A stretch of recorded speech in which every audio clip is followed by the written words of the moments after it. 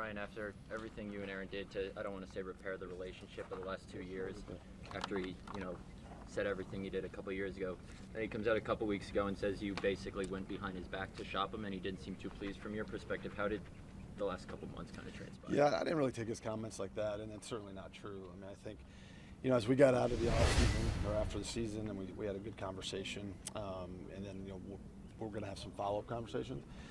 And our inability to reach him or for him to respond in any way, I think at that point, then we just kind of I had to do my job and kind of reach out and understanding that a trade could be possible and see who was interested. But that shopping was never really part of that. There's not a lot. So when you gave him that contract extension, you've said publicly your intention was for him to not just play last season, to play beyond that. At what point did it shift to, okay, we need to move on? Yeah, I think so. I think obviously it was a disappointing season, right?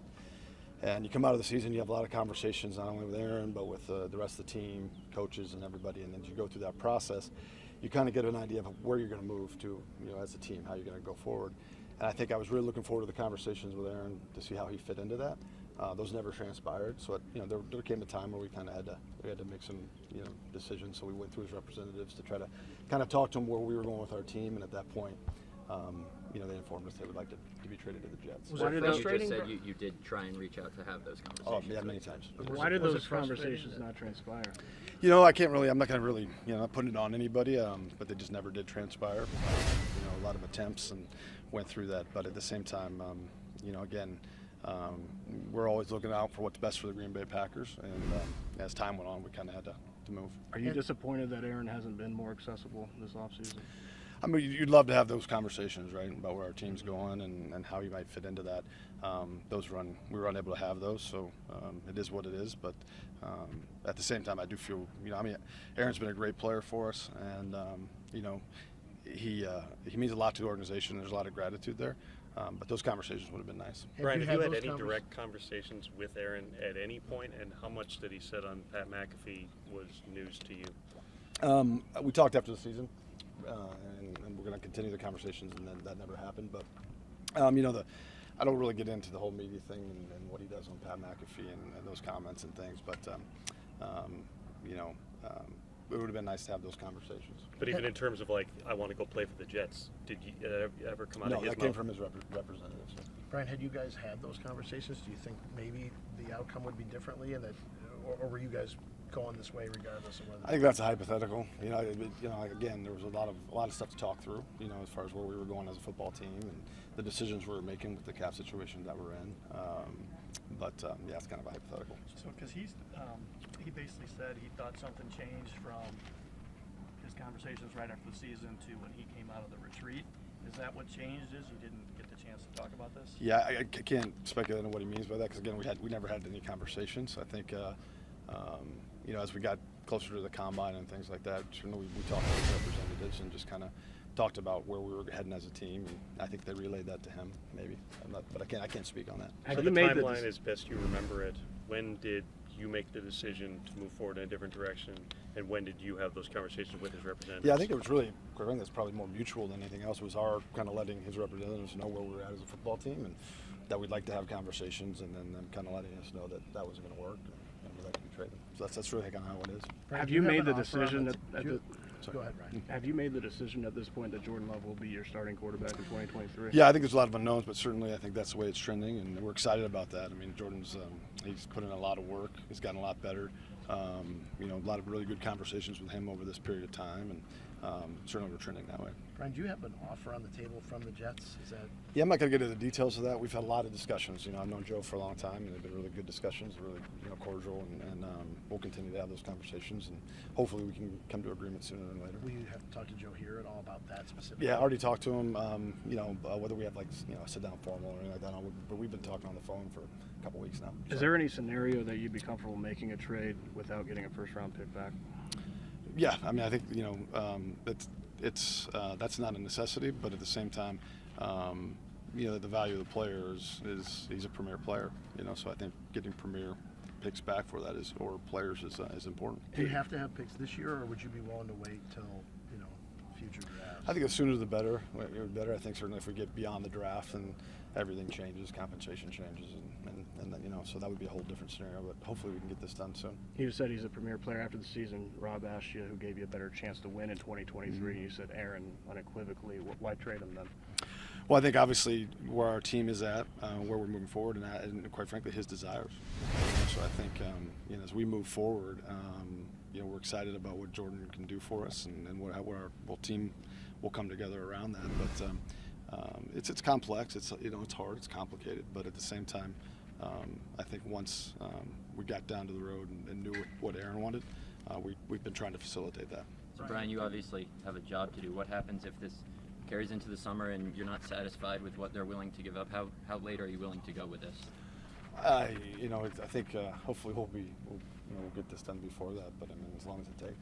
Brian, has communication been pretty consistent with you guys, or is there ever been a point where talks have stalled? No, I mean, it's been pretty consistent. So both you and the Jets have reasons where you can theoretically wait, but there are risks that go with it too. If he gets hurt, you're stuck with the contract. He could end up changing his mind. The Jets want him, I would think, sooner rather than later for off-season stuff. I mean, when does this, all that stuff come together? Can you really afford to wait until May or June? Or? Yeah, I think so. I mean, there's not much going on right now, and so again, I think it has to work for both parties, and I think we're both committed to figuring that out. But it's really kind of in their court right now, so we'll kind of see where it goes. Brian, do you want that 13th pick? I want all the picks. I want all of them. You know what I mean? As many as we can get. That's not a necessity, but like I said, I think fair value for the players is important. There's risk to all this, as you guys know, but again, I'm hopeful and confident that we'll be able to reach a conclusion at some point. Have there been any other teams that have contacted you about trading for him, or is it just the Jets? There were some loose conversations, maybe earlier, but this is, once Aaron kind of, this is what he wanted. We've been trying to facilitate that and just work with the Jets as of now. Brian, you don't want to get into the McAfee stuff, but there's not a lot of players. The what, I'm sorry? The McAfee stuff. Yeah. But there's not a lot of players in this league that go on, certainly with the frequency that Aaron has, and basically smear an organization over and over the way he has. How do you handle that? Does that, from just a response standpoint, factor into the decision at all to move on? Yeah, certainly. Whenever a player may have issues, you prefer that they talk to you directly, and not do it in the media. But that's not necessarily the way he goes about it, and that's okay. Yeah, those things aren't of our concern. So. Brian, a couple years ago, obviously, you could have never envisioned a situation like this when you drafted Jordan. But what about his characteristics, the meetings you guys had, the sort of even-keeled demeanor that he has, led you to believe that he could handle a situation like this where it seemed like it changed week by week? Yeah, well, you mentioned the even-keeled demeanor. Certainly he's had that since the time we met him. Jordan's been put in some tough situations, just like Aaron was way back in his time, and I think it's really a credit to Jordan how he's handled that and how professional he's been through this, him and his representatives. We've been in kind of constant communication with them and him, and I think he's got a really good outlook on this. He understands there's so much out of his control, but I know he's really preparing, and I think he's really excited for this opportunity, and we are as well. Brian, what you saw from him this year, how much did that crystallize, kind of the ascension he's been on here the last 3 years with where he finished things? Yeah, no, I just think, his approach, his everyday approach to what he was doing from a study perspective, how it transitioned to the practice field, the few opportunities he got in games. I think it was just it's been a steady progression since he's got here. And again, he kind of came in the COVID year and all the different challenges that were thrown at him. He was a pretty young man at the time as well. So, the work ethic, I think, has always been there. And then I think, with a lot of these young players, that year 3, you do seem to see a lot of things, and we saw it from him. And I've mentioned it before, but it's just time for him to play. Are you going to exercise his 5th-year option? We're still kind of working through that. A lot of it, obviously, right now we have 3 quarterbacks on the roster, so we'll kind of see what transpires here over the next month and a half. If you do eventually trade Aaron, are you more inclined to have a backup who's a veteran, or Danny, or go through the draft? It'd be nice. I think it would be nice to have someone who has some experience. We have a lot of respect for Danny and what he's done, and we'd be very comfortable with him in the 2 spot. But I think we'll look at a lot of different options. Back when Aaron took over in 2008, I think it was Brian Brom and Matt Flynn who we drafted that year, and they were our backups. So, I think it just you'll kind of see how that works itself out. Brian, with a young quarterback, you want to put as many parts around him as possible to help him. Mm-hmm. How much, if at all, has carrying Aaron's number impacted what you ideally would like to do with the roster? Yeah, I mean, I know you guys are probably well versed on if we do trade him prior to June 1st, well, what it does to our cap situation, and there are some limitations there that you'd not like to have, but at the same time, we feel good about our football team as it is right now. We've been able to do. Some guys we know will get back, and we've had a lot of players that we've added kind of in the June into August time period that have been really impactful players for us. So we'll continue to look for the value players out there that really might be able to help us and see how that goes as well. Could you have made this decision in early September, or did it take the full season to be able to make the decision that Love is good enough to get his chance? Yeah, he's been trending in the right direction the whole time. Again, I think it's you always would love to go out there and see those guys perform for 8 or 9 games and see how it goes. But just like with Aaron back in the day, we didn't have that opportunity. But every opportunity that he's had, I think he's done a really nice job with. If we would have made that decision back there, sure. Again, it's there's always unknowns to it, but just like there will be this year. But yeah, I think we could have. From where the roster is right now to where you get to week 1, obviously there's a draft coming up. How much more is it to help facilitate as easy of a landing runway for Jordan Love in year 1 as possible? Say that again, Ryan. I'm sorry. How much? What do you need to do to facilitate a smooth year 1 for him? Oh, I mean, obviously, we have a great coaching staff. He's been in our system for 3 years. He's very, comfortable with the players around him, and so I think, again, this is a hard league. It's tough to be successful, but at the same time, I know he's put in the work, and I think, again, there's going to be adversity. It doesn't matter who you are. There's going to be adversity. So how you respond to that, how you overcome it, will be a big factor for him in his learning phase. Kind of get those scars, if you will, so that he can be successful as he moves forward. Brian, the draft falls differently every year. How do you feel about the depth of this year's draft? And does that adjust the way that you go through these negotiations, knowing that maybe a second-round pick this year is worth different than what it would be in a different year? Yeah, I think it's tough to project that out because it's there's so many changing things. But I like the depth of this draft. I think that we're poised. We have 10 picks right now, so I think we have a chance to really help our football team.